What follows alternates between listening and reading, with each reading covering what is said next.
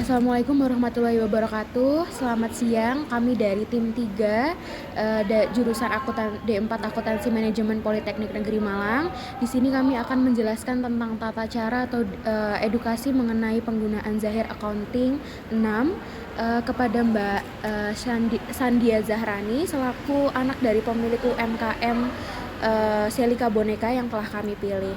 Oke, apa kabar Mbak Sandia? Baik, banyak apa kabar? Baik, terima kasih sebelumnya udah mau menyempatkan waktunya untuk kita wawancarain. Oh ya, sebelumnya Mbak Zahra sendiri udah pernah tahu belum tentang Zahir Accounting atau mungkin pernah nyoba menggunakan Zahir Accounting? Kebetulan UMKM saya belum pernah menggunakan aplikasi seperti Zahir Accounting. Oh gitu. Oh ya, jadi kebetulan sekali ya. Jadi proyek kami ini tujuannya untuk membantu UMKM untuk lebih menstrukturkan keadaan perusahaannya.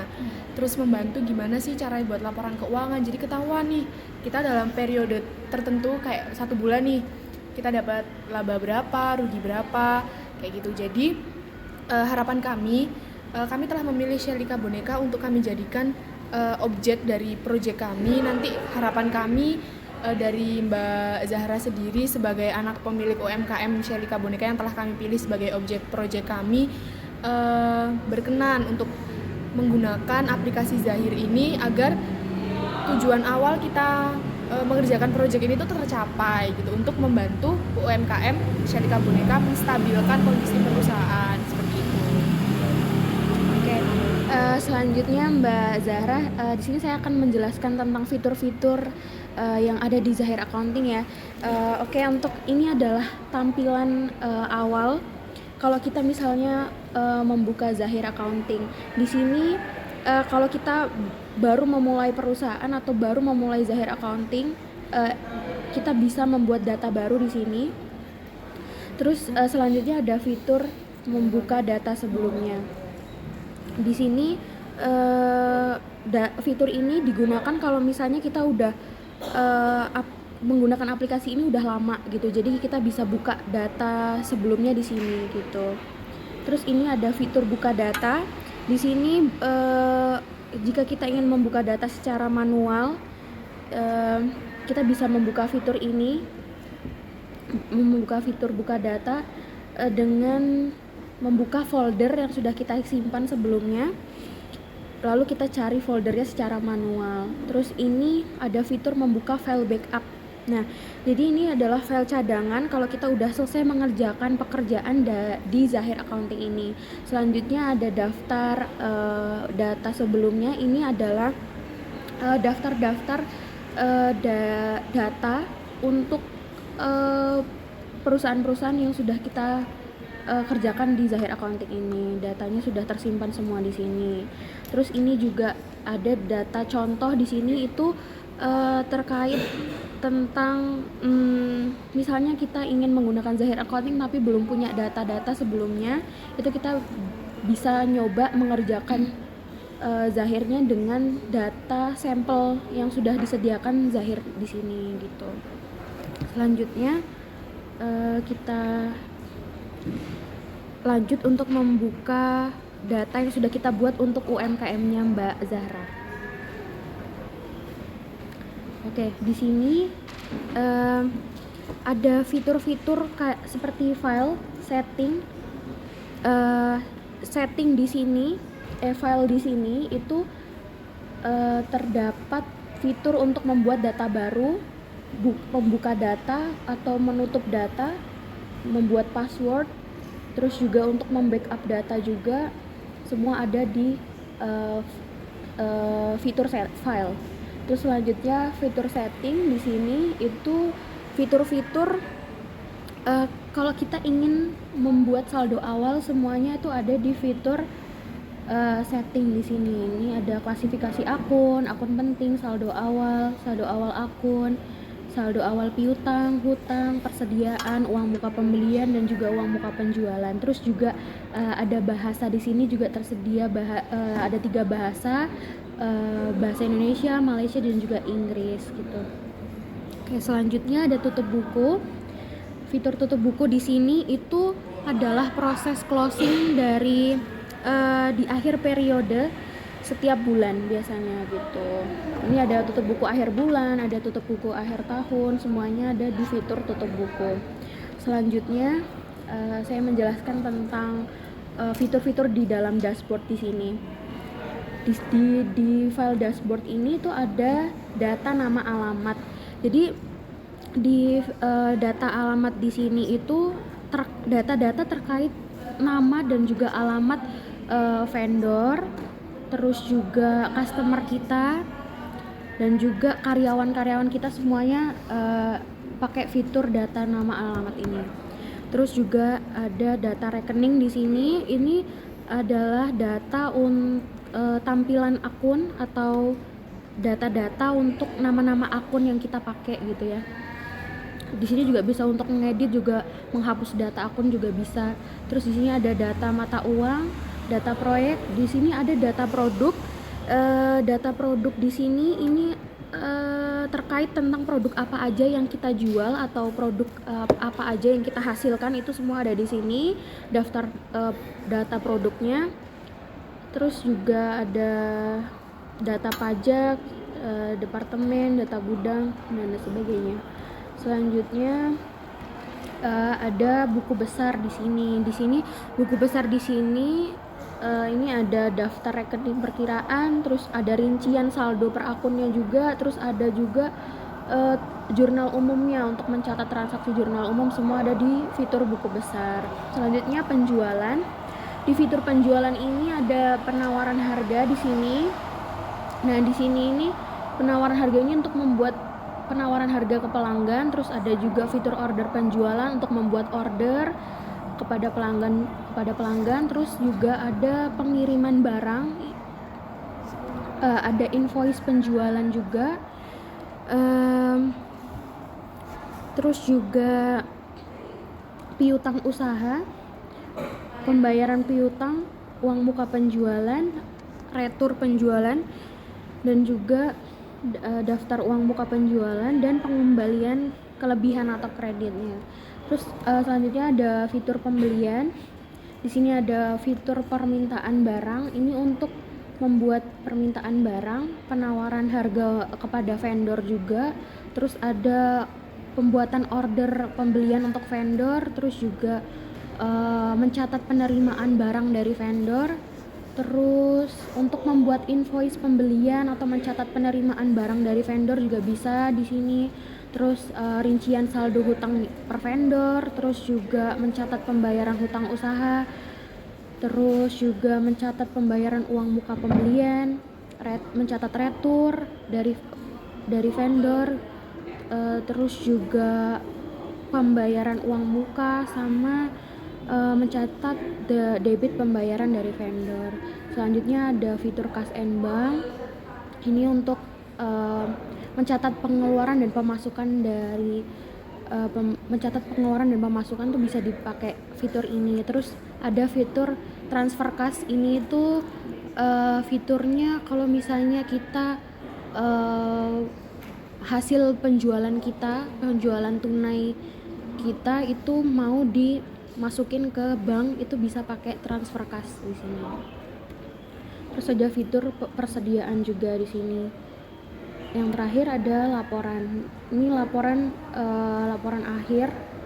Ada laporan keuangan, laporan penjualan dari piutang, laporan pembelian hutang, laporan barang, semuanya ada di sini selama 12 bulan atau per bulannya, semua ada di sini.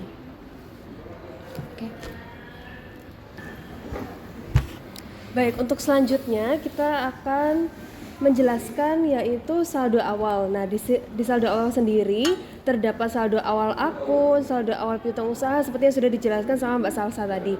Nah, untuk saldo awal akun itu adalah mengisi saldo awal di mana Zahir ini sudah membuat template-nya sendiri. Nah, kita sendiri bisa mengedit, misalnya ada beberapa akun yang menurut kita itu tidak perlu digunakan, itu bisa dihapus. Nah, kalau misalnya sudah menentukan saldo-saldo akun-akun apa saja sudah digunakan, itu bisa ditentukan, bisa dimasukkan berapa nominal yang ingin dimasukkan. Misalnya seperti yang di UMKM Mbak Sandia sendiri, Mbak Zahra sendiri, kas kecilnya di sini kami masukkan 5 juta. Kemudian ada kas juga 8.100.000. Nah, selanjutnya bisa Mbak sesuaikan sendiri akun-akun yang ingin Mbak masukkan, kemudian nanti diklik rekam. Karena sudah kami klik rekam, lanjut ke saldo awal piutang usaha.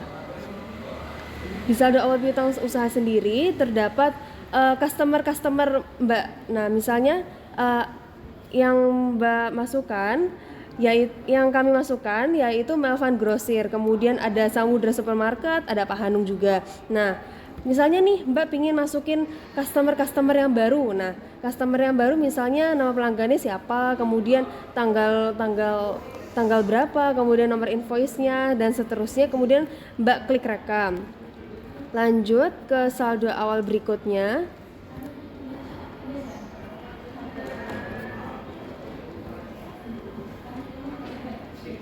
Yaitu saldo awal hutang. Nah, di sini saldo awal hutang kami masukkan sesuai data yang Mbak berikan ke kami, yaitu Mawar Grosir Boneka sampai Pinko Boneka. Nah, misalnya Mbak nih pengen masukin vendor. Nah, nama pemasoknya nanti bisa Mbak isi sendiri, kemudian tanggalnya, nomor invoice dan kawan-kawan seperti itu. Lanjut, habis itu yaitu adalah saldo awal persediaan, di mana saldo awal persediaan itu adalah data-data boneka Mbak. Nah, yang Mbak berikan kepada kami yaitu ada beberapa data, yaitu misalnya ada boneka 1 sampai tas anak. Selain memasukkan nama bonekanya, Mbak juga bisa memasukkan jumlah kuantitinya, bisa memasukkan harga pokoknya, kemudian ada total jumlah harganya. Misal nih Mbak ada item baru, Mbak bisa masukkan nama, kode barangnya, bisa stok awalnya Mbak juga bisa masukkan, kemudian harga pokok satuannya juga Mbak bisa masukkan, kemudian Mbak klik rekam. Seperti itu untuk saldo awal persediaan. Kemudian kita beralih ke saldo awal. Nah, di saldo awal ini juga ada yaitu saldo awal muka pembelian dan juga ada saldo awal muka penjualan, seperti itu. Kemudian bisa dilanjutkan oleh Mbak. Oh ya, Mas Putra. Selanjutnya saya akan menjelaskan tentang tab penjualan. Di sini ada berbagai macam list atau tab yang bisa digunakan sebagai fitur untuk menulis penjualan. Contohnya ada penawaran harga, order penjualan, pengiriman barang, invoice, piutang usaha, dan lain-lain. Jadi saya akan memberikan penjelasan untuk masing-masing fitur atau tab dari dari penjualan ini.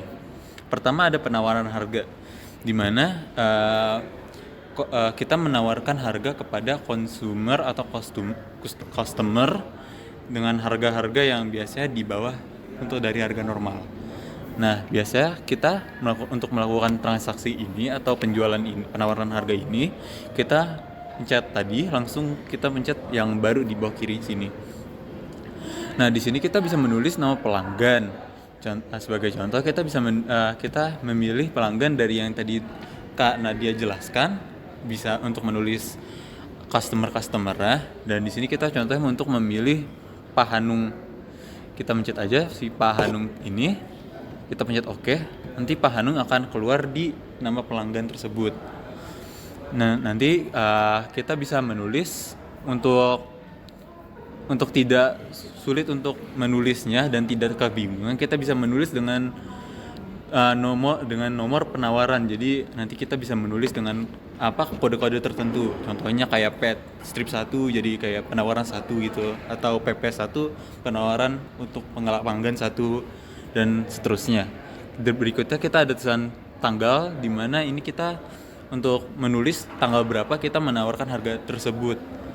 Nah, berikutnya ada tabel di bawah sini. Ini kita bisa isi dengan mencet stock list di bawah sini. Di bawah ada tulisan stock list. Nanti contohnya Mbak nanti pencet, lalu nanti akan keluar list-list tersebut. Nah, dari sebelah sini kita bisa mengetahui ada berapa unit tersedia dari inventory yang sudah pernah diisi sebelumnya. Jika kakak pencet, langsung pencet oke, pencet salah satu barang terus pencet oke, nanti akan keluar display seperti tersebut. Nah, di sini kita bisa mengeset harga, satuan diskonnya. Jadi kakak bisa tulis untuk jumlahnya berapa dan harga satuannya berapa. Jika harga satuannya awalnya 30, kakak bisa menawarkan harga 28.000 kepada yang lain atau mungkin dan lain-lain. Kalau sudah, nanti kakak pencet oke, karena ini cuma untuk contoh, kita pencet batal saja. Nanti kalau sudah keluar contohnya seperti ini, nanti kakak tulis jumlah berapa, nanti langsung pencet rekam. Kalau sudah selesai, pencet rekam. Kalau cuma ini kan cuma contoh doang, jadi kita pencet batal. Nanti kalau sudah terekam, nanti harusnya ada di tabel berikut sini, di sini. Oke, berikutnya ada order penjualan. Setelah menawarkan harga kepada pada customer, kita pencet order penjualan. Dimana di sini kita pencet baru juga. Sama seperti sebelumnya, ada kolom-kolom seperti nama pelanggan, nomor penjualannya seperti tadi kode yang saya jelaskan. Terus berikutnya ada penawaran nomor. Nah, apa sih penawaran nomor ini? Ini tuh yang tadi kita buat penawaran sebelumnya. Nah, nanti kita bisa isi penawaran nomor di sini. Karena di sini ada tulisan kayak gambar buku seperti itu, kakak pencet aja. Nah, nanti akan keluar tabel seperti ini. Kalau kakak tadi membuat penawarannya, nanti bakal terekam di sini. Nanti kakak pencet salah satu customer yang kakak tawarkan harganya, barangnya. Nanti langsung ada otomatis terisi di tabel sini. Kakak konfirmasi lagi, nanti kalau sudah langsung pencet rekam saja, dan jangan lupa untuk menulis tanggalnya. Untuk contoh ini kita batal, nanti bakal ada di tabel di sini. Berikutnya kita pencet tutup. Nah, berikutnya ada invoice penjualan, di mana di invoice penjualan ini kakak bisa membuat nota atas barang-barang yang kakak jual. Contohnya seperti tadi, nama pelanggan, nomor SO yang tadi kakak kayak penawaran tapi setelah buat order bisa juga. Terus tanggalnya nanti langsung, karena kakak udah ada SO, jadi kakak buka yang gambar bukunya nanti langsung ada lagi seperti tadi yang saya kasih tahu. Kita langsung mencet rekam saja. Semudah itu, Kak. Nanti langsung ada di tabel berikut. Sama seperti di pengiriman barang, dibandingkan dengan membuat nota, kita tuh untuk mengkonfirmasi untuk mengirim barang tersebut. Nah, berikutnya ada piutang usaha. Di sini tuh piutang usaha dalam bentuk list, Kak. Jadi kalau jika ada customer yang mengutang ke kakak, ke UMKM kakak, nanti kakak bisa tulis di sini. Ini list yang sudah pernah mengutang atau ada utang ke perusahaan kakak atau UMKM kakak. Nah, gimana sih cara menambahkan atau menulis piutang ini? Yaitu ada di sebelah berikutnya. Ada pembayaran piutang usaha. Jika ada perusahaan memiliki utang atau ke perusahaan, ke UMKM kakak bisa nulis di sini. Pertama kita klik baru, nanti keluar juga list seperti ini, pembayaran piutang yang berikut. Kakak tulis dulu jika pembayarannya tuh ada kas dan bank, ada kas kecil, bank dan lain-lain. Kakak bisa milih antara kas dan lain-lain itu. Contohnya di sini saya menggunakan bank. Dari itu customer. Jadi mungkin untuk contoh ini Pak Hanung juga memiliki hutang ke perusahaan kakak sebanyak, contohnya 1 juta. Kakak bisa pencet Pak Hanung di sini. Kita buat cek nomornya untuk memudahkan kakak untuk mencari list ini. Terus untuk menulis tanggal ya. Dan tulis langsung saja ke sini. Kakak bisa nulis langsung aja berapa sih utangnya berapa yang harus dibayar. Nanti langsung ada tulisannya sebesar di sini. Kalau kakak sudah selesai, langsung mencet rekam saja. Ini sebagai contoh doang, kita langsung mencet batal saja. Nanti kita pembayaran piutangnya nanti ada di sini, langsung ada di tabel berikut ini. Next ada uang muka penjualan. Uang muka penjualan ini terjadi jika ada customer yang membayar penjualannya melewati uang muka. Uang muka ini bisa dalam bentuk kas kecil, kas bank kayak seperti tadi. Lalu kakak bisa tulis nama pelanggannya, terus uang muka pas itu pernah dibayar berapa, dan selanjutnya tanggalnya dan lain-lain. Karena kakak nggak punya pajak kayak di UMKM, jadi nggak perlu diisi.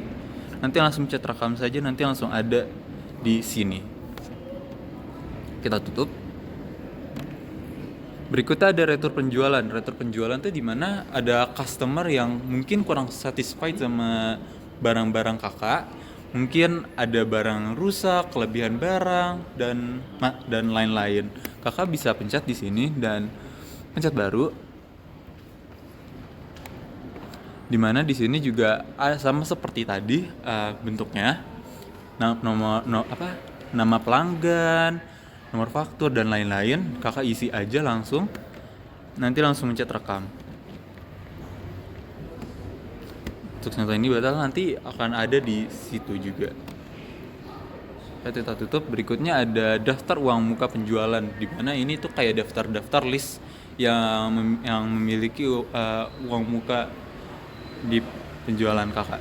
Terus berikutnya ada pengembalian kelebihan kredit, di mana di sini tuh digunakan untuk mencatat kredit yang bayarnya berlebihan. Udah itu saja. Berikutnya akan dijelaskan oleh teman saya Junior. Oke, selanjutnya kan tadi udah dijelasin ya gimana kalau kita melakukan penjualan kepada customer. Selanjutnya saya akan menjelaskan tentang modul pembelian. Sebenarnya di modul penjualan dan pembelian ini kurang lebih sama. Cuman bedanya kalau di penjualan kan kita menjual barang ke customer, kalau ini pembelian tuh kita kayak restock barang gitu loh, restock barang ke vendor. Nah, yang pertama, kalau kita melakukan pembelian secara tunai, kita bisa langsung masukkan list pembelian kita itu di invoice pembelian ini, langsung dimasukkan ke sini. Tapi kalau kita kayak lewat non tunai, jadi alurnya itu kita ada di permintaan barang dulu, terus habis gitu bikin order pembelian, habis itu bikin invoice, baru kita bisa menerima barang yang kita pesan. Nah, jadi untuk permintaan barang ini digunakan kalau kita menawarkan kepada vendor kita, Pak, saya mau beli barang nih, dengan saya menawarkan saya bisa beli dengan harga segini. Itu kita bikin di permintaan barang ini. Caranya adalah kita klik tadi di modul permintaan barang, terus kita klik baru. Nah, di sini akan muncul namanya siapa, nama manajernya. Nah, ini kalau seandainya belum ada di sini, kita langsung bikin baru di sini. Baru kita masukkan namanya siapa, terus type-nya dia itu sebagai employee atau sebagai, di sini ada tipenya macam-macam ya. Ada customer, vendor, employee atau lainnya kayak gitu. Nah, kalau udah langsung direkam gitu. Ntar langsung kita pilih yang udah kita masukin tadi. Terus kita klik OK, karena ini hanya contoh, kita batalkan ya. Gitu, terus dimasukkan nomor permintaannya berapa untuk memudahkan kita melihat transaksi ini. Terus tanggal dibuatnya permintaan barang ini kapan. Terus nah, ini adalah tanggal dimana kita kapan barang itu tuh udah harus nyampe di toko kita gitu. Ini kita nanti bisa dimasukkan di sini apa aja. Nah, ini kan cara masukinnya itu lewat stock list. Nah, jadi kita bisa lihat di sini, ini kira-kira apa sih yang kita butuhkan, seandainya apa yang udah tinggal dikit nih, bisa kita lihat di sini. Kayak gitu ya. Nanti tinggal diklik aja. Oke, kita tutup dulu kayak gitu. Nah, kalau udah bikin permintaan barang, Terus habis gitu ada modul permintaan penawaran harga. Jadi kurang lebih sama kayak yang tadi, cuman ini kayak kita udah ngepatok harganya gitu. Kita mau beli dengan harga segini, kira-kira dari vendornya itu ACC atau enggak. Kayak gitu. Caranya sama, kita klik baru.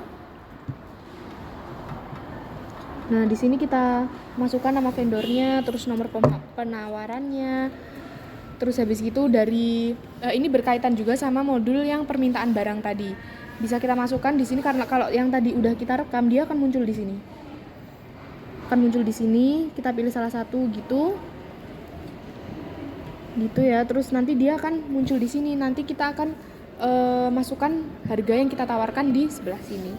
Kayak gitu. Oke, nextnya adalah kalau udah bikin permintaan barang, terus permintaan penawaran harga, pertama selanjutnya kita harus bikin order pembeliannya dulu. Jadi dia semacam, kalau udah di ACC sama vendornya, itu kayak semacam sales order gitu. Sebelum kita bikin invoice, kita bikin ke sini dulu, ke order pembelian. Nah, ini kita klik, terus kita pilih baru. Nah, di sini nama pemasoknya siapa, terus nomor PO-nya kita isi sesuai dengan kebutuhan kita. Terus penawaran nomornya ini juga berkaitan lagi dengan dua modul sebelumnya tadi. Kalau kita udah di ACC sama vendornya tadi, penawarannya tadi akan muncul di list yang ini, terus dia akan otomatis masuk di sini. Gitu. Nanti kita bakal order berapa kayak gitu, kan masuk semuanya di sini. Kalau udah langsung klik rekam. Nah, setelah bikin order pembelian tadi, yang harus kita lakukan itu adalah membuat invoice. Invoice ini kayak nota jadinya gitu, kayak tagihan pembayaran berapa yang harus kita bayar. Kita klik tadi, terus klik baru. Nah, di sini kita masukkan nama pemasoknya siapa, nomor pembeliannya berapa, terus nomor PO, nomor penawarannya yang tadi, terus tanggal fakturnya ini, kapan tagihan ini dibuat. Seperti itu. Terus kalau udah kita nanti bisa langsung klik rekam di sini kayak gitu. Karena kita hanya contoh, kita batalkan saja. Nah, setelah tagihan tadi dibuat, kita perlu konfirmasi bahwa barang tersebut sudah sampai di gudang kita melalui pengiriman barang pembelian. Nah, pengiriman barang pembelian ini kita lihat, kita klik baru. Nah, tadi nama pemasoknya siapa, terus nomor pembeliannya berapa, nanti juga di sini keluar nomor penawarannya yang tadi. Nah, nanti di sini akan muncul listnya seandainya kita mengorder 5 barang. Nah, yang kita terima berapa? Kita tulis di sini. Kalau memang yang sudah kita terima sesuai dengan apa yang kita beli, kita tulis sama-sama 5 di sini. Kalau memang belum sesuai ya kita tulis apa adanya yang diterima di sini. Jadi nanti kelihatan, oh barangnya kurangnya apa aja nih, kayak gitu-gitu. Oke, terus nanti kalau udah kita klik rekam ini, lalu kita klik batal. Kita tutup. Nah, selanjutnya ini ada hutang usaha. Ini tuh informasi rincian saldo hutang dari tiap vendornya. Kalau kita punya hutang ke vendor mengenai barang yang kita beli, kita lihat ada listnya di sini, dan ini berdasarkan transaksi yang udah Mbak kasih ke kami, kita masukkan di sini hutang-hutang tiap vendornya ya. Cara ngisinya lewat di menu setting yang saldo awal hutang tadi ya, yang udah dijelasin sama Mbak Nadia. Ini di sini sudah. Terus lalu pembayaran hutang ini digunakan untuk mencatat pembayaran hutang yang ada tadi, kayak gitu. Selanjutnya kalau ada misal ada vendor yang kita beli ke vendor itu, terus kita mau bayarnya itu pakai uang muka dulu, lewatnya di sini. Jadi nggak bisa langsung membuat invoice ya, sama kayak penjualan tadi. Jadi pertama kita akan mencatat uang mukanya, kita klik baru. Nah, di sini uang mukanya kita bayar lewat apa? Kalau lewat tunai secara langsung itu berarti lewat kas. Kalau misal transfer itu berarti lewat bank. Kita sesuaikan aja dengan kebutuhannya. Terus kita pilih vendor apa yang kita beli. Ini kita klik di sini. Nah, setelahnya kita klik OK.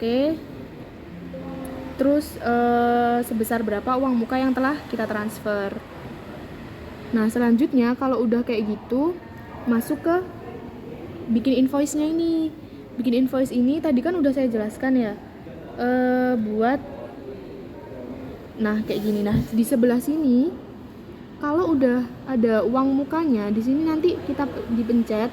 Nah di sini nanti akan muncul daftar uang muka yang udah kita catat tadi, kayak gitu.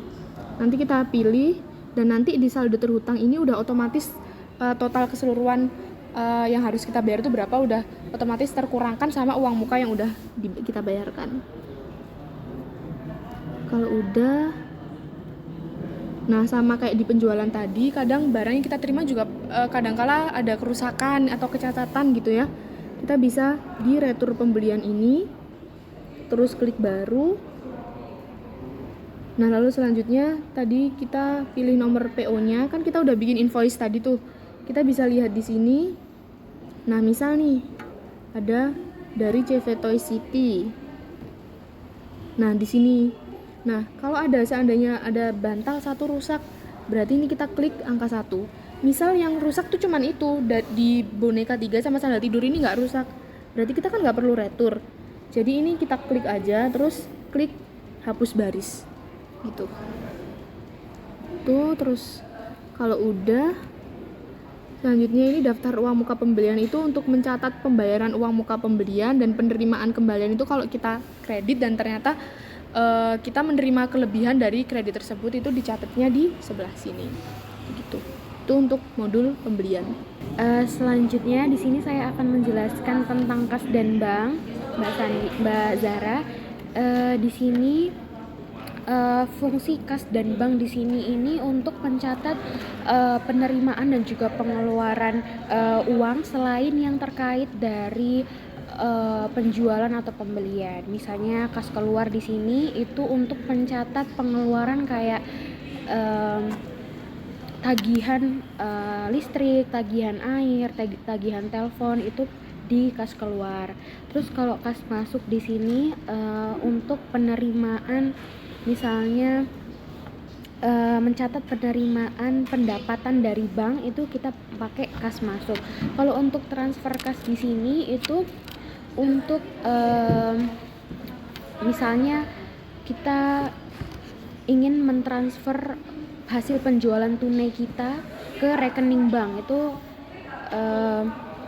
maka akan ada perpindahan dari kas ke bank, itu dicatatnya di transfer kas.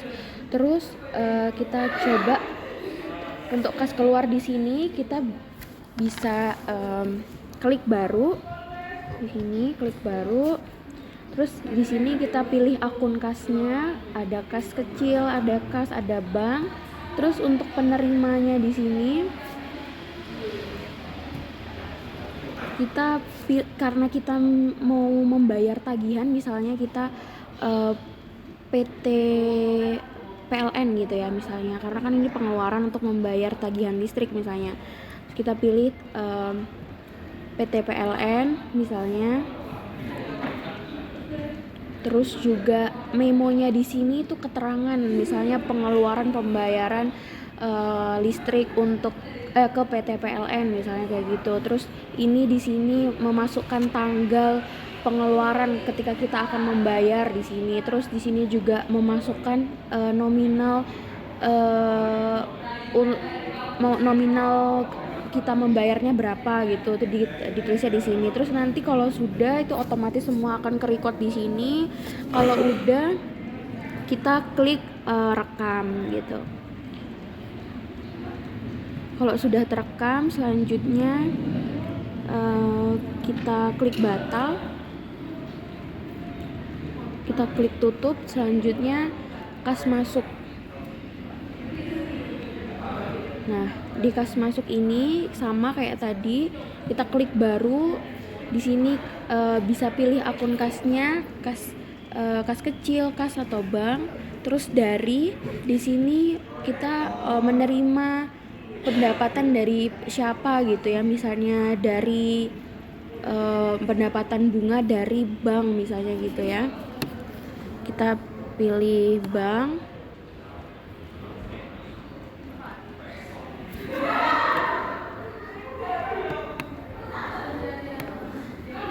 kita klik bank, terus juga memonya penerimaan pendapatan bunga dari bank gitu ya, dari bank apa misalnya, terus tanggal penerimaannya juga hari itu, terus juga nominalnya sebesar berapa gitu, terus semuanya juga akan terrecord di sini. Setelah itu kita klik rekam. Kalau udah sama, kita klik batal, klik tutup. Setelah itu kita lanjut ke transfer kas. Nah, di sini itu fungsinya kalau kita ingin memasukkan uang hasil penjualan kita ke bank gitu ya, untuk transfer ke bank gitu. Nah, ini kita pilihnya yang kas karena kita mau transfer ke bank, terus kliknya itu kita pilih bank. Setelah itu tanggal kita akan transfernya kita pilih di sini, terus juga keterangannya transfer kas ke bank sebesar berapa gitu. Setelah itu kita klik rekam, terus juga klik OK. Nah, selanjutnya tadi kan udah dijelasin ya gimana cara ngisi saldo awalnya, terus di modul penjualan, pembelian, kas dan bank itu ada apa aja. Nah, sekarang kita akan menjelaskan laporan apa saja sih yang bisa dihasilkan sama Zahir Accounting ini. Jadi banyak banget laporan yang bisa dihasilkan dari aplikasi ini. Kayak misal nih di laporan keuangan ada banyak banget macamnya. Ada laba rugi, neraca, terus di laporan penjualan dan piutang ada segini banyak jenis laporan yang Mbak bisa cetak atau hasilkan melalui aplikasi ini. Terus di laporan pembelian hutang, ini banyak banget jenis-jenis laporannya. Di laporan barang juga nggak cuma laporan keuangan, tapi Zahir juga menyediakan laporan barang atau stok gudang yang ada di UMKM-nya Mbak. Terus ada laporan lain kalau kita membutuhkan. Nah, di sini kita menyesuaikan kebutuhan dari UMKM Shelika Boneka. Nah, di sini kita mencetak laporan, yaitu yang pertama ada laporan keuangan, yaitu laba rugi standar, ada di sini. Nah, ada di sini. Kita buka dulu. Misalnya nih Mbak, kan ini laporan laba rugi standar. Misalnya kita pilih mau dari Januari 2022 misalnya sampai Agustus aja ya Mbak ya. Sampai Agustus 2022. Kita klik OK. Nah, kita bisa dilihat dari sini. Nah, dari definisi laba rugi sendiri, laporan laba rugi sendiri yaitu laporan yang keuangan di mana perusahaan bisa yang menghasilkan suatu periode akuntansi yang menjabarkan unsur-unsur pendapatan dan beban-beban perusahaan sehingga menghasilkan suatu laba atau rugi. Nah, dari fungsinya sendiri kita tuh bisa melihat misalnya nih dari Januari sampai Agustus kira-kira berapa ya laba UMKM Shelika, kira-kira berapa ya ruginya. Nah, seperti ini. Di sini terdapat ada pendapatannya, kemudian ada total pendapatan, kemudian ada beban atas pendapatannya, kemudian bisa terlihat di sini nih laba atau rugi kotornya. Kemudian lanjut ada beban operasional, kemudian ada laba rugi operasi, kemudian ada pendapatan lain, dan kemudian ada total laba rugi bersihnya. Nah, kalau kita udah tahu nih laba ruginya itu berapa, apakah kita laba ataukah kita rugi. Nah, di sini kan ada kayak bagian pendapatan, beban atas pendapatan. Di sini kan udah tertera semua ya, Mbak. Jadi kita bisa analisis, oh kita yang terlalu bengkak di bagian ini, beban ini. Nanti kita bisa kurangi di situ. Gimana caranya? Nanti didiskusikan lagi gimana sih cara ngurangi beban ini. Terus kalau misal kita dapat laba, kira-kira faktor apa sih yang bikin kita menghasilkan laba? Oh, di bagian pendapatan apa gitu. Nanti kita bisa maksimalkan di situ untuk memperbaiki laba rugi di periode akuntansi selanjutnya. Kayak gitu. Nah, selanjutnya selain ada laporan laba rugi, di Zahir ini kita bisa menghasilkan juga yaitu neraca saldo. Kita klik. Nah, misalnya nih di neraca saldo sama seperti tadi nih, Januari 2022. Kemudian kita klik OK. Nah, di sini dari definisi neraca saldo sendiri yaitu daftar yang berisi keseluruhan data jenis akun beserta saldo total yang terdapat di setiap akun yang disusun secara sistematis yang bersumber dari buku besar pada periode waktu tertentu gitu. Jadi fungsinya neraca saldo sendiri yaitu memastikan bahwa tidak ada entry jurnal yang tidak seimbang dalam memungkinkan untuk menghasilkan laporan keuangan yang akurat seperti itu. Nah, di sini kan tadi kita udah jelasin ya bahwa di Zahir itu kita dapat template sendiri akun-akunnya apa aja, tapi di sini kita menyesuaikan yang dibutuhkan sama UMKM-nya Mbak itu apa aja. Nah, contohnya di sini ada kas kecil ya. Saldo awalnya kita ada debit nih. Di sini kita isikan 5 juta disesuaikan sama info yang udah Mbak kasih ke kami. Terus nanti di sini juga ada tabel transaksi bulan ini. Kira-kira kalau ada transaksi yang melibatkan kas kecil itu, dia akan masuk di sini, Mbak. Terus habis gitu saldo akhirnya berapa? Nah, karena ini tidak terjadi transaksi, jadi dia saldo akhirnya tetap sama-sama saldo awal. Kita cari contoh yang dia ada transaksinya nih, kayak bank. Di bank saldo awalnya kita masukkan 15 juta. Ya, 15 juta. Terus ternyata di transaksi bulan Januari ini ada transaksi yang melibatkan pengeluaran bank. Jadi ada masuk di bagian debit. Jadi kalau debit ini uangnya masuk ke bank, kalau kredit uangnya dia keluar dari bank.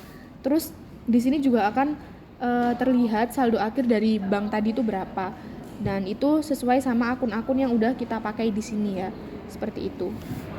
Nah, selanjutnya ada laporan penjualan, ada di sini di jurnal penjualan.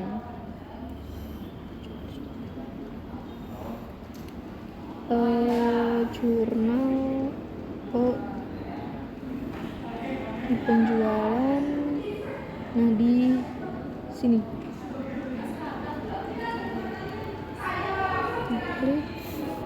Nah, untuk laporan penjualan sendiri, ini misalnya untuk periode 1 Januari 2022 sampai 31 Januari 2022, di mana untuk 1 bulan, misalnya nih untuk yang sesuai yang Mbak kasih datanya ke kami, yaitu ada rumah mainan, berapa ya penjualannya. Nah, di sini ada 1 bulan nih rumah mainan berapa, misalnya pembayarannya 1.354.000. Kemudian ada UD Toys. Nah, jadi itu seperti penjualan per bulannya, Mbak.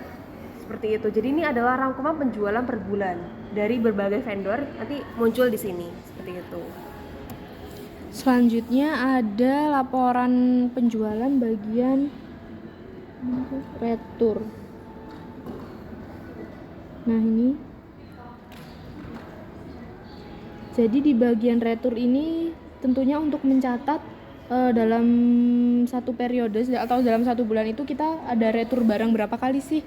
Nanti dia akan masuk di sini, dan ini cuman disajikan secara umumnya saja. Jadi cuman nomor pesanannya berapa, terus pelanggannya siapa, berapa total yang diretur.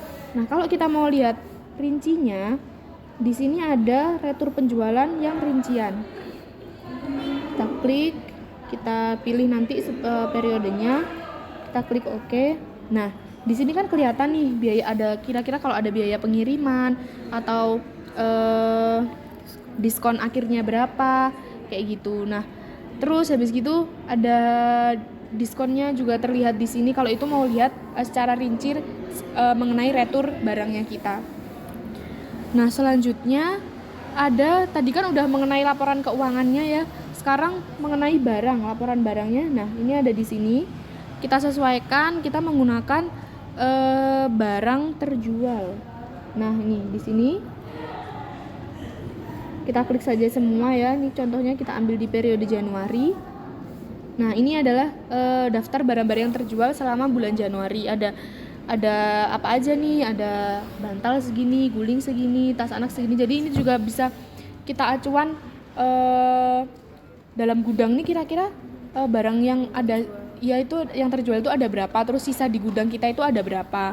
Kemudian Kayak ini juga gitu. sesuai kategori, Mbak. Misalnya kategori non boneka, ini nanti masuk kategori non boneka, misalnya seperti bantal, guling, sebagainya. Kemudian ada produk boneka juga. Jadi ini penjualannya sesuai dengan kategori-kategori gitu.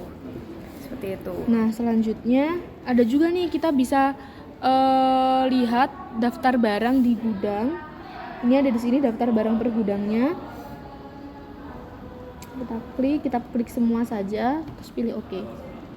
Nah, di sini tuh tertera gitu. Kan tadi udah barang terjualnya ada berapa aja. Ini stok yang ada di barang kita jadi kayak misal produk non boneka ini ada bantal. Di gudang itu tinggal ada 21 pieces. Terus harga satuan bantalnya tadi kan 35.000. Jadi totalnya 725.000. Jadi selain untuk melihat di gudang kita tuh ada berapa barang, jadi kita bisa tahu juga di seluruh gudang kita itu persediaannya memiliki total nilai sebesar 6 juta sekian ini. Jadi bisa terlihat gitu, oh kita masih punya persediaan sebesar ini, seperti itu. Nah mungkin itu aja penjelasan dari kami mengenai penggunaan aplikasi Zahir. Mungkin ada pertanyaan Mbak atau feedback mungkin untuk kami? Mungkin dijelasin, oh udah bagus banget Mbak, gini-gini gitu. Masuk ke Penutupan perkenalan. Ini apa? Kelebihannya. Nanti aku yang mulai. Jadi aku nanti tanya sekalian tanya kelebihannya. Oh iya, tanya aja. Kamu yang mancing. Ini Mbak ulangi lagi ya. Ya. Baik Mbak, itu aja cukup dari kami. Mungkin ada pertanyaan atau feedback untuk kami? Baik, sebelumnya saya izin untuk menyampaikan feedback. Sebelumnya saya mengapresiasi sekali terhadap penjelasan dari Mbak dan Mas terkait dengan Zahir Accounting ini. Sebelumnya saya sangat tertarik terhadap aplikasi ini, apalagi di zaman sekarang yang serba canggih, serba teknologi ini, pasti aplikasi ini sangat-sangat membantu dalam UMKM saya. Tetapi sebelumnya mungkin karena keterbatasan karyawan dan mungkin bagian-bagian dari UMKM saya mau minta tolong kepada Mas Mbaknya untuk mungkin dibantu dalam pengaplikasian penerapan dari aplikasi ini begitu. Selanjutnya mungkin saya izin bertanya kepada Mbak dan Mas terkait dengan kelebihan Zahir Accounting. Apakah kelebihan apa saja sih yang bisa saya dan mungkin pengguna lain dapatkan apabila menggunakan Zahir Accounting? Kalau dari saya sendiri sih kelebihannya itu Zahir Accounting ini mudah digunakan oleh akuntan ya gitu. Karena di Zahir Accounting ini tuh udah disediakan sudah disediakan formulir-formulir khusus untuk kita menginput data gitu ya. Menginput semua transaksi kayak transaksi keluar, transaksi masuk kas kayak gitu. Terus juga pembelian, penjualan, piutang dan sebagainya itu sudah tersedia di fitur-fitur Zahir Accounting ini. Jadi kita tinggal menginput data-datanya, semua data nama karyawan, vendor, pelanggan dan lain sebagainya itu sudah tersedia. Jadi kita cuma menginput aja gitu. Kalau dari aku sih itu. Yang lain ya udah. Kalau dari aku tuh Mbak bisa lihat sendiri ya, tampilannya tuh warna-warni gitu loh Mbak. Saya sendiri kan kita di sini belajar gak cuma aplikasi Zahir aja ya, ada beberapa aplikasi lain dan jujur emang Zahir ini sih menurutku yang dia tuh tampilannya menarik gitu dan enak dilihat gitu loh. Terus juga desainnya itu udah jelas gitu loh, di sini ada penjelasannya. Ini tuh modul ini tuh untuk apa. Jadi bener yang dikatain Mbak Salsa, dia tuh cocok buat orang yang non akuntan gitu. Kayak gitu. Terus juga dari invoice yang kita bikin itu kita bisa desain sendiri gitu, kita maunya kayak gimana kayak gitu. Nanti selanjutnya kalau memang Mbak berkenan untuk menggunakan aplikasi ini, kita akan bantu lebih lanjut lagi, kayak misal cara desain faktur yang kita inginkan itu seperti apa kayak gitu, kita bisa bantu lebih lanjut.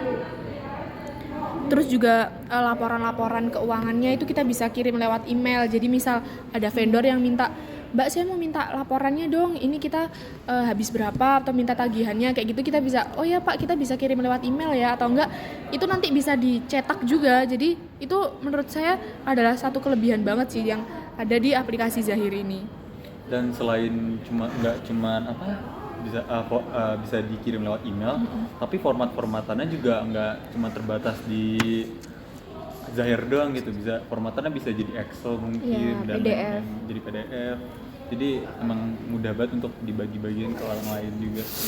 Baik, seperti yang tadi sudah dijelaskan sama Mbak dan Mas yang lain, di mana Zahir Accounting ini tidak dapat secara otomatis menghitung biaya per jam, per buruh. Nah, selain itu juga kan sesuai yang Mbak pernah bilang ke kami, kalau nota-nota sebelumnya Mbak itu kan memakai fisik. Nah, kalau ini Mbak ini template gitu, jadi Mbak bisa tinggal ngisi-ngisi aja, jadi nggak perlu lagi pakai nota fisik, kemudian ada lembar kedua untuk vendor, lembar ketiga untuk customer, seperti itu. Jadi Mbak tinggal hanya mengisi, kemudian juga dikirim lewat email juga bisa. Jadi untuk dimana sesuai yang Mbak bilang tadi, yaitu teknologinya juga super canggih, jadi usahakan juga UMKM Mbak juga mulai beradaptasi dengan memakai aplikasi seperti Iya, ini. meminimalisir Kayak gitu. penggunaan kertas juga Iya, ya. benar-benar. Nggak Kayak buang-buang gitu. kertas. Iya Mbak. Terus juga misal nih ada orang yang tadi kan ya bayar pakai uang muka atau enggak kredit. Nah kalau di akuntansi tuh Mbak ada kayak namanya term of payment. Jadi ada kalau istilahnya ada 2/10 N/30. Itu artinya kayak misal nih ada orang bayar kredit, terus Mbak tuh kasih rentang waktu pembayaran itu selama 30 hari. Nah tapi Mbak memberikan diskon sebesar 2% ketika orang itu membayar di rentang 10 hari pertama dia bayar kreditnya itu. Nah itu tuh nanti ketika Mbak masukin transaksinya, terus masukin term of payment-nya tadi, itu bisa langsung kepotong gitu. Jadi orang itu harus tinggal membayar, udah dipotong sama 2% diskon yang Mbak berikan. Terus kan kadang kita juga lupa nih kan karena banyaknya customer atau banyaknya vendor juga ya, kita lupa kapan nih jatuh temponya kita atau kapan nih jatuh temponya customer kita. Nah nanti kalau Mbak masukin term of payment-nya tadi, itu bisa muncul notifikasi di zahirnya. Oh customer ini nih waktunya bayar, nanti bisa Mbak peringatkan, mohon maaf Bapak Ibu ini sudah waktunya jatuh tempo kayak gitu. Gimana Mbak? Mungkin ada Udah sedikit tertarik tambahan belum? lagi atau kayak gimana Mbak? Terima kasih atas edukasinya tentang mulai dari rincian-rincian fiturnya yang sangat-sangat lengkap ini, kemudian terkait dengan kelebihan-kelebihan yang sudah dijelaskan tadi, saya akan berpikir lagi untuk menggunakan Zahir Accounting ini. Saya akan sampaikan kepada bapak saya dan juga bagian-bagian dari UMKM. Tentunya saya pastikan pasti tertarik ya dengan aplikasi ini, seperti itu. Oke, untuk misalnya Mbak Zahra terus bapaknya ingin lebih lanjut tahu tentang Zahir Accounting, bisa hubungin kita nanti. Terus juga kita bakal kasih video-video, kita juga bikin video juga per part tentang penggunaan Zahir ini gimana. Nanti kita bisa kirim lewat G Drive gitu. Iya. Makasih ya Mbak Nadia buat waktunya. terima kasih. Iya makasih banyak ya Mbak udah bersedia kami terima kasih. datang di sini. Terima kasih. Baik itulah. Lanjut. Baik itulah video presentasi atau edukasi kami mengenai aplikasi Zahir kepada UMKM Shelika Boneka yang telah kami pilih sebagai objek proyek kami. Kami mohon maaf sekali ya Mbak kalau kita dalam penyampaian masih mungkin ada yang kurang jelas atau banyak yang kesalahan ya. Terima kasih banyak kepada Mbak Zahra yang udah menyempatkan waktunya.